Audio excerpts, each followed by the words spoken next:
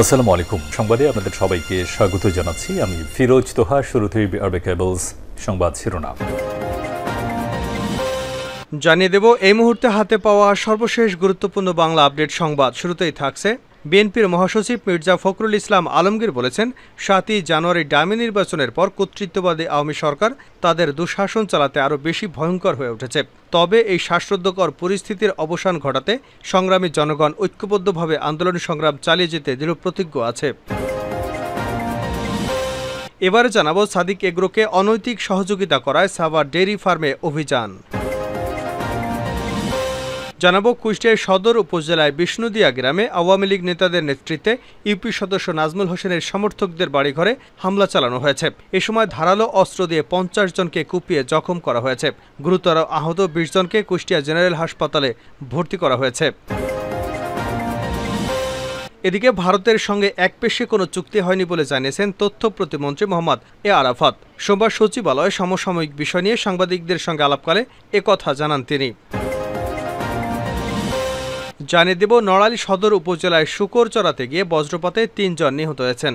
এ সময় আহত হয়েছেন আরও একজন। রবিবার মধ্যরাতে উপজেলার কলোডা ইউনিয়নের রামনগরচর এলাকায় এ ঘটনা ঘটে। শেষ করছে আন্তর্জাতিক সংবাদ দিয়ে। গাজার রাস্তায় রাস্তায় তীব্র লড়াই। ফিলিস্তিনের গাজা শহরের সুজাইয়া এলাকায় ইসরায়েলি বাহিনীর সঙ্গে তীব্র লড়াই চলছে প্রতিরোধ যোদ্ধাদের। লড়াইয়ের চতুর্থ দিনেও এলাকায় বোমাবর্ষণ করছে ইসরায়েলি বিমান। এছাড়া গাজার মধ্যাঞ্চল এবং দক্ষিণ আঞ্চলীয় রাফা এলাকাতেও হামাস যোদ্ধাদের সঙ্গে ইসরায়েলি বাহিনীর সংঘর্ষের খবর পাওয়া গেছে। এতক্ষণ শিরোনাম শুনছিলেন, এবার বিস্তারিত। প্রিয় দর্শক, আপনি যদি এই চ্যানেলের নতুন হয়ে থাকেন, ভিডিওটি দেখতে দেখতে চ্যানেলটি সাবস্ক্রাইব করে আমাদের সঙ্গেই থাকুন। আর এই ভিডিও সম্পর্কে আপনি আপনার মূল্যবান মতামতটি কমেন্ট বক্সে জানিয়ে দিন। আর হ্যাঁ প্রিয় দর্শক, জানিয়ে দিন ভিডিওটি কোথা থেকে দেখছেন।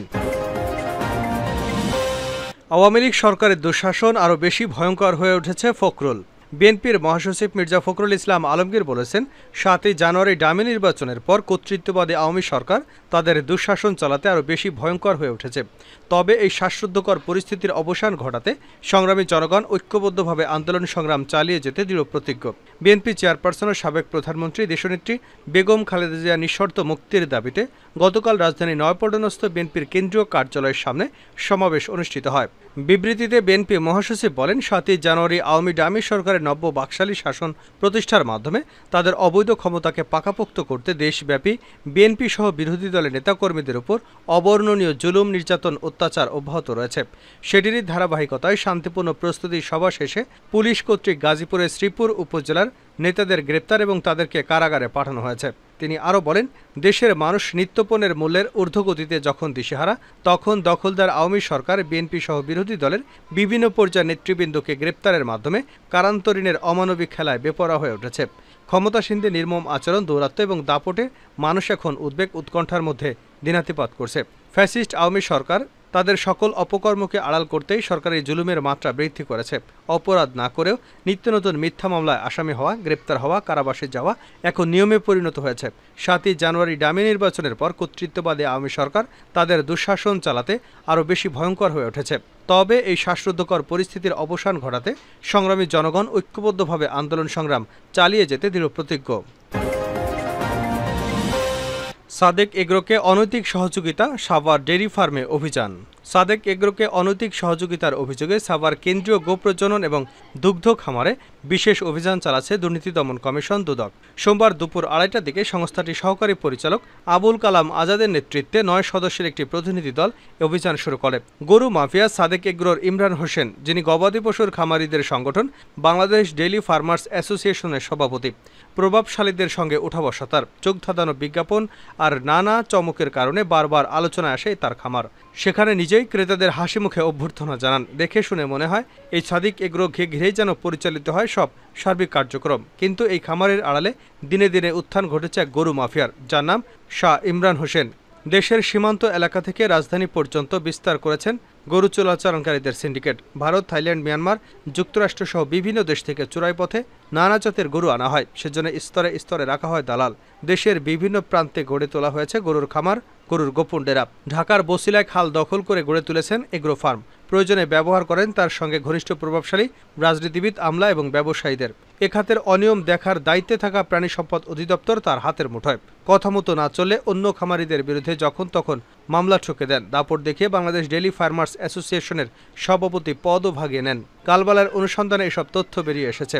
উল্লেখ্য, 2008 সালে রাজধানীর উপকণ্ঠে বছিলায় মাত্র কয়েকটি গরু নিয়ে যাত্রা শুরু হয় সাদেক এগ্রোর। তবে কয়েক বছরের মধ্যেই ব্যাপ্তি বাড়াতে থাকে ব্যবসার। তখন থেকেই প্রভাবশালীদের সঙ্গে সম্পর্ক গড়তে শুরু করেন ইমরান। আর সেই সুবিধাবাদেই জড়িয়ে পড়েন গরু চোরাচালানের সঙ্গে। অল্প টাকায় ভারত থেকে গরু এনে রাজধানীর বিভিন্ন হাটে বিক্রি করেন। এছাড়া থাইল্যান্ড এবং যুক্তরাষ্ট্র থেকেও আনেন উন্নত জাতের গরু।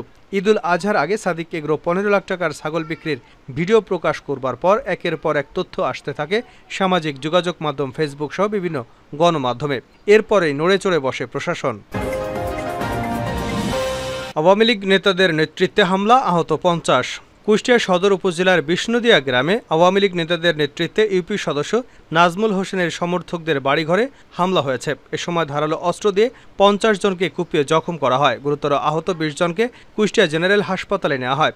আজ সোমবার সকালে সদর উপজেলার আবদালপুর ইউনিয়ন আওয়ামী লীগ সভাপতি আরব আলীর নেতৃত্বে এ হামলা চালানো হয় বলে অভিযোগ উঠেছে। ঘটনার পর এলাকায় অতিরিক্ত পুলিশ মোতায়েন করা হয়েছে। জানা গেছে, আধিপত্য বিস্তার নিয়ে ইউনিয়ন আওয়ামী লীগের সভাপতি ও সাবেক চেয়ারম্যান আরব আলীর সঙ্গে ইউপি সদস্য নাজমুল হোসেনের দ্বন্দ্ব চলছিল। গত রোববার দুপুরে দুপক্ষ মুখোমুখি অবস্থান নেয়। পরে পুলিশের হস্তক্ষেপে তারা সরে যান। আজ সকালে ফজরের নামাজের পর আরব আলীর নেতৃত্বে 7 নম্বর ওয়ার্ডের ইউপি সদস্য নাজমুল হোসেন ও তার সমর্থকদের বাড়িঘরে আচমকা হামলা চালানো হয়। আত্মরক্ষায় নাজমুলের লোকজন পাল্টা ইটপাটকেল নিক্ষেপ করেন। দুপক্ষের ধাওয়া পাল্টা ধাওয়া ইউপি সদস্য নাজমুল হোসেন এবং তার বাবা আওয়ামী লীগ সহ সভাপতি মজনু হক, চাচা বজলুর হক, স্থানীয় শফিউদ্দিন এবং তার ভাই রফিউদ্দিন ও রফিকের স্ত্রীসহ কমপক্ষে 50 জন আহত হয়েছেন। তাদের কুষ্টিয়া জেনারেল হাসপাতালে ভর্তি করা হয়েছে। এর মধ্যে রফিক উদ্দিনের চোখে গুরুতর আঘাত হয়, তাকে ঢাকায় পাঠানো হয়েছে। ভারতের সঙ্গে এক পেশে কোনো চুক্তি হয়নি তথ্যমন্ত্রী।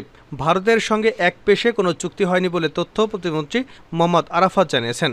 সোমবার সচিবালয়ে সমসাময়িক বিষয় নিয়ে সাংবাদিকদের সঙ্গে আলাপকালে একথা জানিয়েছেন তিনি।